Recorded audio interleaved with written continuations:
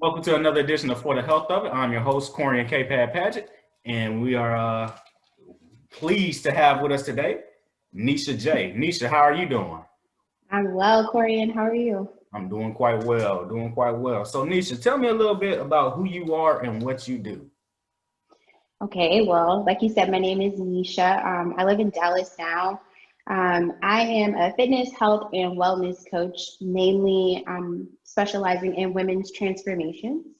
I am the girl boss and the owner of Goodform, and I'm also an activewear designer. So I recently moved back to Dallas, in which my focus is to grow my following, continue building my brand. And yeah, I tell people I create healed, healthy, happy, and whole women through fitness, nutrition, mindset transformation, and community. So I've been doing this since 2014, but I've been into training since 2016. And so far, I've transformed over 300 women. So yeah, it's just growing slowly but surely. Hey, that's what's up. That's what's up. Tell me a little bit about your background. You said you're from the Dallas area, right? I'm from Indiana, so Oh, I'm from a small town in Indiana. I tell people the city, but they're like, "Where is that?" So I just tell people, if you know where Notre Dame is, just know that I live like 20 minutes from Notre Dame. okay. so Okay. yeah, but I live in Dallas now. I've lived in Dallas. I lived in Dallas as well back in 2015 to 2018, but I was working corporate. I was working for Boeing, and so all of my 20s, I lived in Atlanta, which I love the city of Atlanta. But Dallas is more, I'm 30 now, so like needing to like slow down a little bit, can't be party all the time. So I'm settled in Dallas now and I'll probably be here for a while. Cool, cool, cool. So where'd you go to college? Indiana State, Nice. go Sycamores, yeah. That's they're blue, right? Yeah, That's Larry Bird's alma mater. sure is, sure is. I went Yeah. to school with a guy at JUCO who ended up playing at Indiana State. Santino Davis, linebacker. You probably don't know. Okay. Uh, my next, what did you major in? Communications. Okay, okay. So So nothing, go ahead. nothing fitness related. You were gonna ask how did I get into fitness? Uh huh. So in 2014, that was a rough year for me. I experienced a lot of loss that year. And so it put me in a really dark place mentally. And I was depressed, very depressed for about 3 months.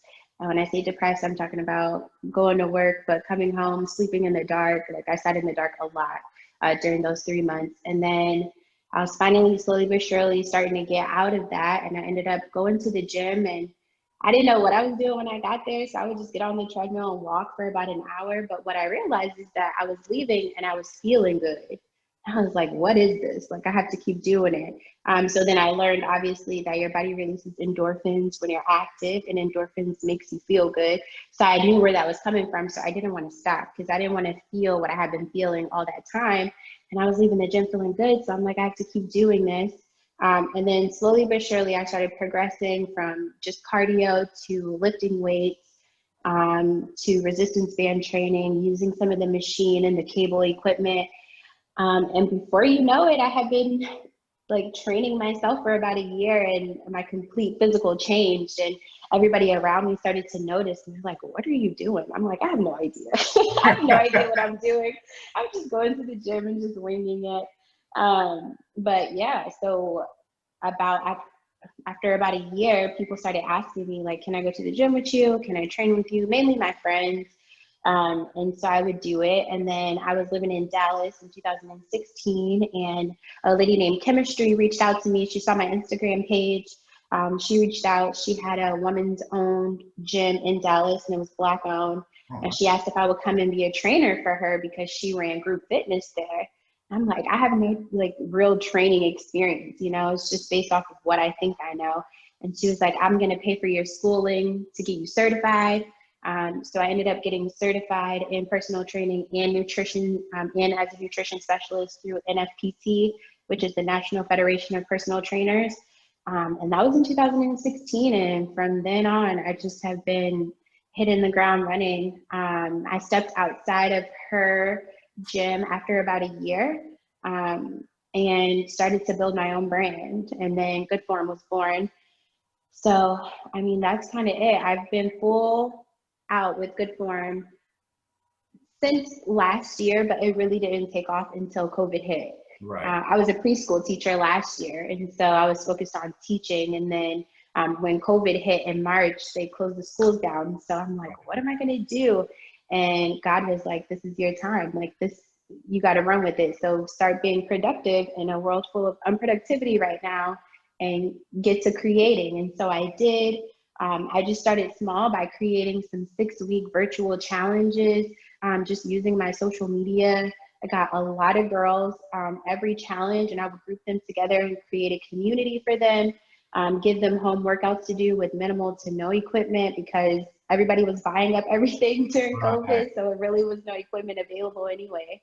And so I just started live coaching these challenges on Facebook, and it grew really big, and it was growing my following, and it was growing my clientele, and I was able to help keep women's mental stability on the up and up during COVID when a lot of people was experiencing depression and anxiety.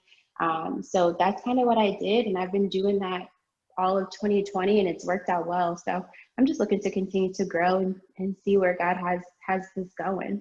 Yeah, that's dope. That's dope. I'm enjoying this. So what took you from Atlanta to Dallas? The second time around, just the calmness. Atlanta is so party all the time. Like you live in Atlanta, and I'm really cool with a lot of people in the fitness industry in Atlanta, and they always want to go out. And it's like, I'm 30. I've been going out since I went to college. Like I need to slow it down. I can't Right. bounce back the way that I used to. So just being able to be in a big city, but it's still calm and at my own pace is really what I wanted. Okay. All right. Hmm. A little more personal. Do you stay in Yeah, go like ahead. actual Dallas or you stay outside of Dallas? So I think I live in Mesquite. Okay. So I'm in like Mesquite, Seagoville, Box Springs area. It's hard to still try to figure out. And sometimes I get Dallas highways mixed up with Atlanta highways. So I don't even know where I live. But I'm pretty sure I live in Okay. Mesquite. What about have you heard of an area called Addison? Yeah, Addison. Okay. Probably like 20, 25 minutes away. Okay. My wife went out there once and she fell in love with it. She was like, "Oh my God." It's really nice Yeah. too.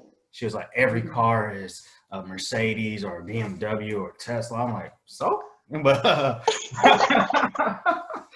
that it's great because hated.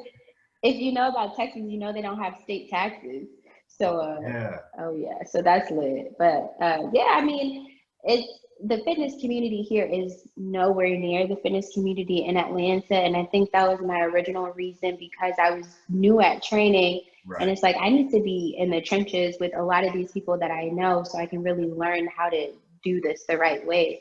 So moving to Atlanta, I was able to connect with some fitness influencers out there and really soak up a bunch of knowledge and see how people were doing things. And then from that, I was able to build my own business where I can move back to Dallas where it's slower here, but still be able to keep up the momentum.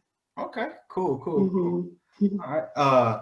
Now I know I didn't ask you this, or I didn't preview this question to you, but uh, how do you feel that your communications background can help you further your brand in this fitness world? Well, you have to be a people person to be in fitness. Like you can't be shy and be in fitness. You have to get in people's faces. I mean, people's health are in our hands a lot of the times. So you have to be able to have interpersonal communication relationships with people as well as interpersonal. So it's all about being empathetic, being able to be in somebody else's shoes or being able to understand where they are mentally and meet them there. I've always been a communicator. I tell people I'm probably an over communicator, but talking and writing has always been something I've always been good at since I was younger. So communications was just an easy degree for me to fall back on. I originally went to school because I thought I wanted to be a dental hygienist, but then I got into my anatomy classes and they had me skinning cats and stuff, and I was just like, this is not this is not for me. Dissecting frogs and cadavers and all of that, I was just like, nah, I'm good. And so communication was easy for me. They're like, it's a lot of speeches and a lot of writing, and I'm like, ooh, I can talk and I can write, so I'm gonna do this. Just to find out that I don't even need a communications degree to be doing what I'm doing. It comes very natural to me, not the fitness side of it, because I had to learn the educational aspect of it. But just being myself and being a people person, I feel like I was created to serve people, period. So it's very easy for me to meet people, talk to people, and really make people feel like they're important and they're understood. So I get a lot of compliments about that when my clients, they're just like, you just get us. And it's like, I have to try to get you in order to get you to where you're trying to go. And most of the times I was you, you know what I mean? 6 years ago, I was you. So I understand. So it definitely helps. But it's not everything. A lot of it is just natural to me. Okay, that's dope. That's dope. I like hearing that. So, you were working at the daycare, preschool. Preschool, yeah. That's like completely shut down, and you're past that phase now, right? Because it's closed. Yeah. So I'm not going back to preschool teaching. The preschool that I was at, so my classroom was 3 to 5 year olds, and I guess the umbrella of the school that I was working for is like a consortium. It's a whole, like they have a bunch of different locations, and they had no real plan for COVID. And for me, the kids' safety is number one, as well as my own too. And when you don't have a proper plan put together and you're just throwing kids back into classrooms because a lot of preschools are federally ran. So you get the money from the federal government, but you're not really putting protocols in place to protect the kids. And that was a big thing to me. And so I spent a year building these relationships with these parents and getting them to trust me with their kids 6.5 hours out of the day. And so to just go back to doing it just for the money, knowing I don't know how to keep them safe during COVID, they don't know how to keep me safe during COVID. It was just something I wasn't willing to risk. And my business popped off. And I think that was God's way of giving me an out, because I had already been praying on it. Like, I'm spending so much time doing all this for these kids, but I'm not doing exactly what my purpose is supposed to be. And so I think God was allowing me an out. And so I took it. And ever since I took it, I haven't looked back because it's worked out in my favor. Man, that's what's up. That's a blessing. Yeah. That is for sure. So my next question. What's up, everybody? It's Austin here. Continue to watch the video. But first, let me tell you about For the Health of It merchandise. This is it right here. The link is in the bio. Make sure to check us out and show our brand some love. Show For the Health of It some love. Subscribe to us now. Do it. Like the video and continue to come back and watch. And cop some of this merchandise. We're here for the culture and for the health of it. So get it. For the health of it. Question is, what is your why? So if you need me to explain it, I can explain it, but you can explain it. Okay, so I love explaining this question because I get to give the whole background of how I got to it. So I'm a teacher by day, and when my principal got to the school last year, he showed us a video of a guy named Michael Jr. And in the video, he's a motivational speaker, and he's standing in front of a crowd, walks up to some guy and was like, "What do you do?" And the guy said, "Oh, I'm a choir teacher." He was like, "Well, can you sing?" The guy said, "Yeah." He said, "Well, sing Amazing Grace." And then he sings like the textbook version of Amazing Grace. I was like, that was nice. That was really nice. He said, "Well, now I want you to sing Amazing Grace as if your uncle just got out of jail. Your brother just survived being shot like 9 times. And all this other stuff." He was like, basically sing the black version of Amazing Grace. and, and as you know, he just went and blew it away, stretched out every syllable there was and all that. And the next thing Michael Jr. said was, first time you knew what you were doing.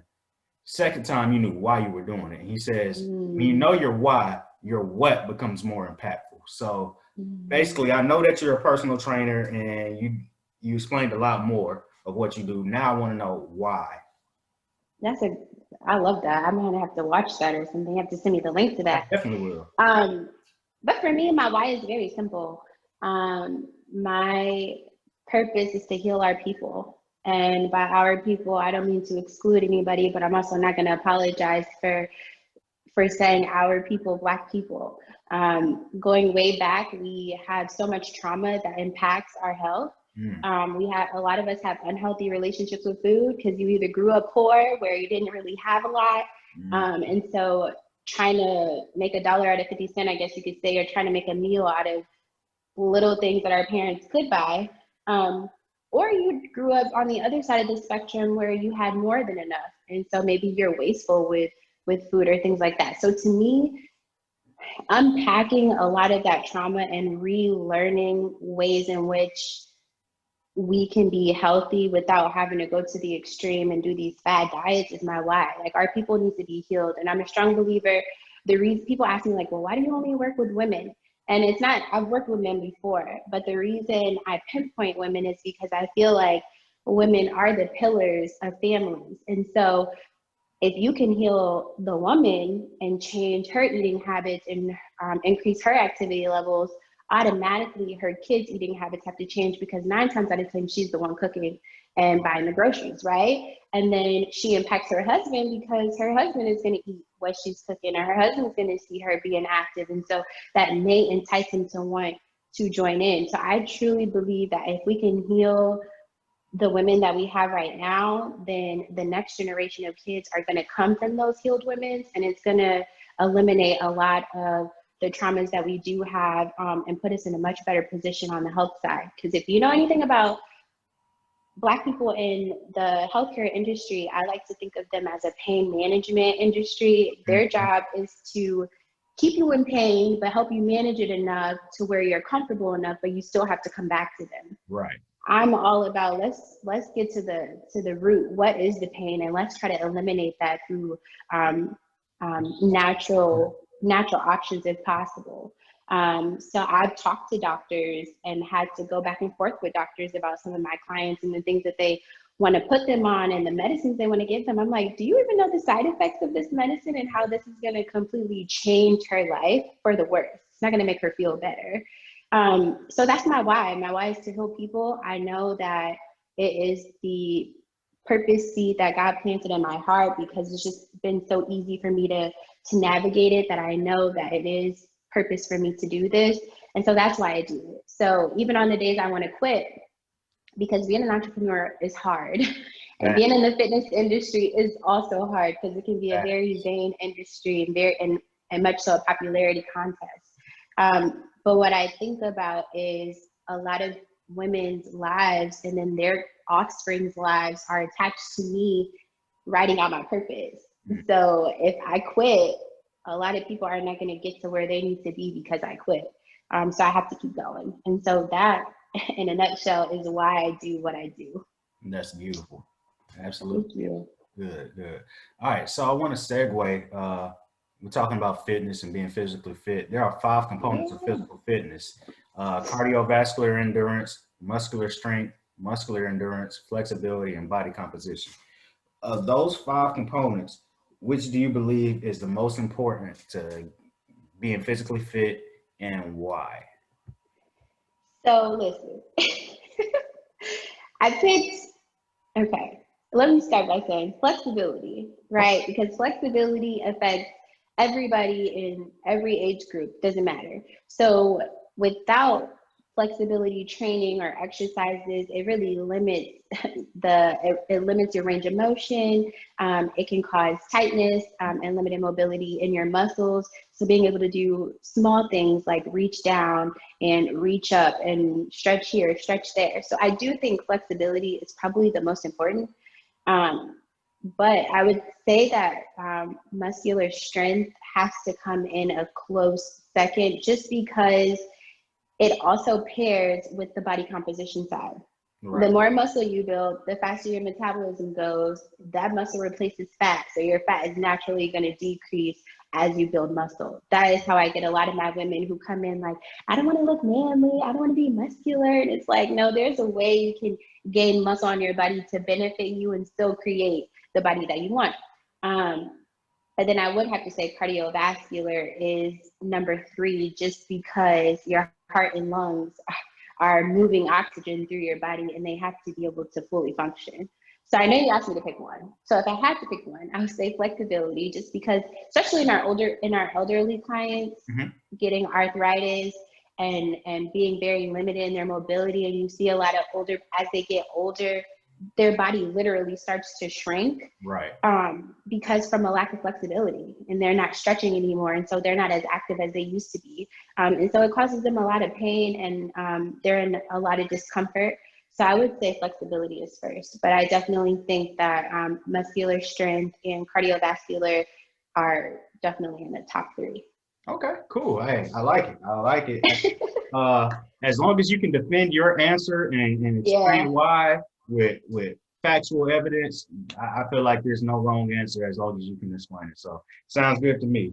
My next question, you know, we're recording this on what's today, the 29th of December, 2020. New Year's resolutions coming up. Everybody's going to be trying to get in shape, get fit. So what tips do you have for getting in shape and staying in shape for 2021? Okay, I can make this very simple. All of my clients follow my nutrition system, which is KISS, K-I-S-S, which is keep it super simple. The more complicated you make people's nutrition plans, the more likely they are to revert back to their bad habits.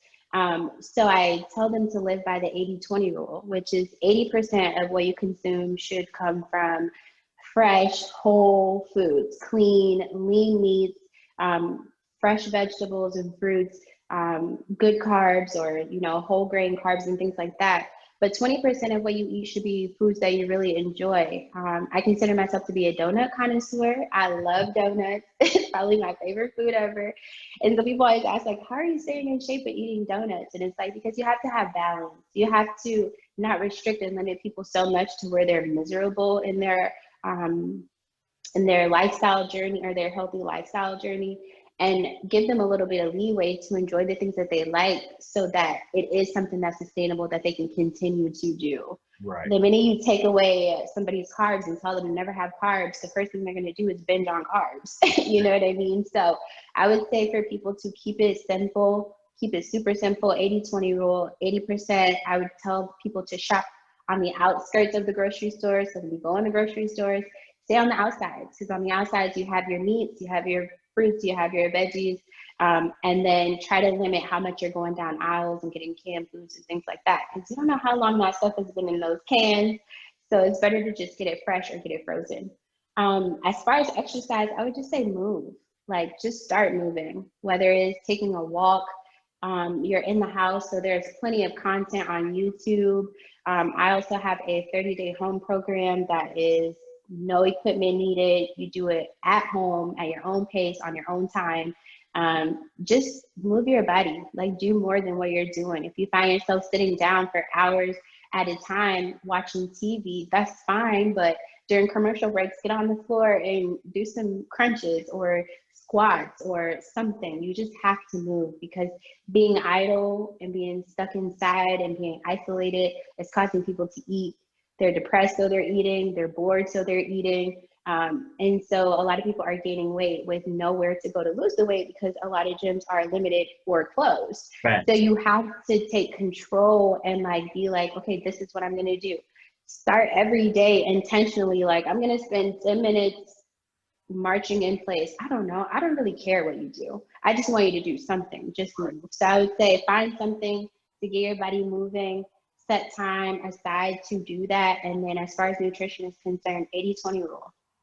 Okay. 80-20 rule. All right, good deal. So we already talking about 2021. What are some goals you have for yourself in 2021? Personal, business, and then also past 21. Oh, okay. Personal goals for 2020. My biggest goal for 2021 for myself is to be more present, to be more intentional and be present, because what I'm learning from my 2014 terrible year of my life, which happens to be a blessing in disguise, but from that to this year and seeing how people are literally dying left and right, and you don't even get a chance to prepare for that, it's important to know that the moment you're in right now is the only moment that's promised to you. Yesterday already passed. You can't do anything to change it. So there's no need to harp on that. And then tomorrow is not promised. We don't know that we'll be here tomorrow. So right here, right now is the moment that you need to be in and be grateful for. So for me, being intentional on being present and not thinking so far ahead, it is good to plan, but it's also important that we don't get so lost in planning for the future that we're missing the moment that we're in right now. And so that would be a personal goal for me. And then as far as business in good form, hey, I'm wishing 6 figures on my first 6 figures as being an entrepreneur and a business owner. So I have set a goal to try to make 6 figures before my 31st birthday, which is in July. But I'm okay if I don't meet 6 figures until December. As long as I touch 6 figures next year, I'm good. As well as growing my brand, expanding, getting more people to know who I am, because I don't do this for the money. I do this, like you said, for my why, which is to heal our people. So the more women that know about me and the more women that reach out to me are the more women that I can help so that we can make sure that this next generation is better off than we were. So. All right. Hey, I like it. I like it. So I did not really ask you about Good Form. Tell me how you came up with the name Good Form and everything. Good form. Okay, so good. If you look at my logo, you'll see that good, there is a line through it because I feel like good is subjective to you. Doing your best, what's good for you, it may not be good for everybody else. And then form is the shape of something. And so for me, it's about recreating the mind and shaping the mind in a way in which it can then shape the body. I feel like it doesn't matter what you do physically, if mentally you're not there, then you're just not there. And so it's all about women doing what's good for them and at the same time reshaping who they are mentally so that it can show in the physical. That's how I came up with the name. I originally had another name, but I didn't have my business in order. And so some girl stole my name on Instagram and trademarked it and started using it. And so, yeah, so I got a DM saying, hey, you cannot use this name anymore. I would tell you what it is, but it's going to give her shine. Now I want that. But because I tried to talk her down, but she wasn't trying to, I'm like, girl, I've been using this name for a year. She's like, wait, you didn't trademark it? I looked it up. And it's like, you're right, I didn't because I was new to business and I didn't know that I didn't. What's the difference between trademarking and an LLC? So trademarking protects the actual logo and the actual name itself. Like the LLC, nobody can create an LLC with my name, but if I don't have my logo trademark, they can still take my trademark. And then they can just name the LLC like Good Form Athletics and it would be approved because they just changed a little bit. So please, everybody, make sure you have your business in order when it comes to building your brand. Now I know though, if you've been using it in the market and you can prove that you've been using it in the market, if somebody comes after you and try to trademark it, they will investigate to make sure that that person started it. But if they see that you started it, they will deny their trademark application and give you a chance to apply for your trademark yourself. So that's a little piece of advice. But yeah, Good Form just kind of, and it's a double entendre because I'm talking about the mental side, but everybody in fitness uses Good Form. Like that's the first thing we want to make sure. It's not about lifting heavy, it's about having good form. So anytime I'm in the gym or on Instagram and I hear somebody say Good Form or see somebody use it, I'm like, yes, keep promoting my business and you don't even know it. Right. Yeah, it's definitely a double entendre. It's so funny. But that's kind of how I got the name and it's worked for me. It's short, it's sweet. So yeah. Okay, cool. All right, well, before we get you out of here, Necia, shout out any and all social media and websites you have. Yeah, okay. You can find my website is goodformeverything.com. Everything on my website right now is 20% off. I have booty building bands for the ladies. I design my own activewear, so I have activewear sets for the ladies. Everything is 20% off until Thursday at midnight. And then, wait, when is this coming out? This is going to air early February. Oh, okay. I'll extend it. It's fine. You guys can still go on there. And so I'll just extend it. But yeah, that's my website. And then you can follow my business page on Facebook at facebook.com/goodformeverything. Find me on Instagram. My personal Instagram is that's Necia Jay, so that's Necia Jae. And then my business Instagram is goodform everything. Same on TikTok, same on Twitter. So yeah, goodform everything, and that's Necia Jay. That's where you can find me. Cool, cool, cool. And all those links are in the description below. If you're watching this on YouTube, if you're listening to this on whatever podcast service, I don't know, go to YouTube or just write it down, rewind it, and write it down what you just said. Necia, we appreciate you being on. I'm gonna have you back on soon too, because I'm loving your energy. So we got to get you back on here. Thank you. I just wanted to say I appreciate what you're doing for us in the fitness industry, giving us a platform to come and tell our stories. Because like I say, you never know who you're going to reach unless people are listening. And a lot of times people don't know that they need us until they hear from us. And they're like, I do need somebody like that in my corner. So I appreciate you for giving us this opportunity. I will be listening to all your podcasts and supporting you as much as possible. You already know we have to support each other. So thank you very much. All right. And this has been another episode of For the Health of, and I'm your host, Corian K. Paget.